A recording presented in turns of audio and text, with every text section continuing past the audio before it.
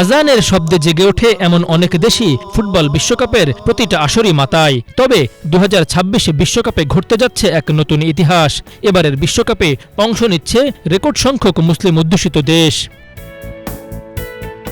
আন্তর্জাতিক গণমাধ্যমগুলোর তথ্য অনুযায়ী এবারের বিশ্বকাপে খেলবে 14টি মুসলিম অধ্যুষিত দেশ। বিশ্বকাপের ইতিহাসে এর আগে কখনো এত বেশি মুসলিম অধ্যুষিত দেশ একসঙ্গে মূল পর্বে জায়গা করে নিতে পারেনি।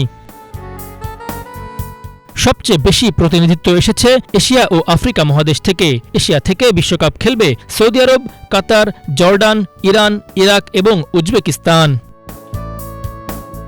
আফ্রিকা মহাদেশ থেকেও সমান সংখ্যক 6টি দেশ জায়গা করে নিয়েছে। তালিকায় রয়েছে নাইজেরিয়া, আলজেরিয়া, মরক্কো, তিউনিসিয়া, মিশর এবং সেনেগাল।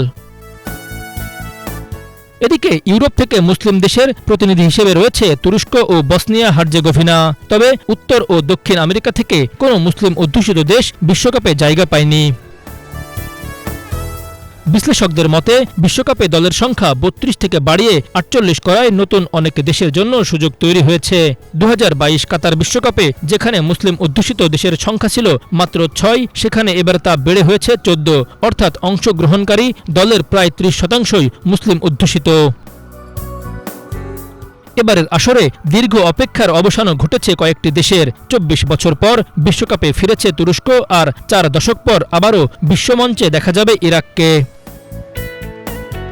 তবে বিশেষ নজর থাকবে মরক্কোর দিকে। 2022 বিশ্বকাপে সেমিফাইনালে পৌঁছে ইতিহাস গড়েছিল দলটি। প্রথম আফ্রিকান ও আরব দেশ হিসেবে শেষ 4-এ উঠে বিশ্ব ফুটবলে নতুন এক অধ্যায় রচনা করে মরক্কো। হয়তো শিরোপা জয়ের আলোচনায় নেই দেশগুলো, তবে রেকর্ড সংখ্যক মুসলিম অধ্যুষিত দেশের অংশগ্রহণে এবারের বিশ্বকাপ শুধু ফুটবলের লড়াই নয়, বরং বৈশ্বিক প্রতিনিধিত্বের এক নতুন অধ্যায়ের সাক্ষীও হতে যাচ্ছে।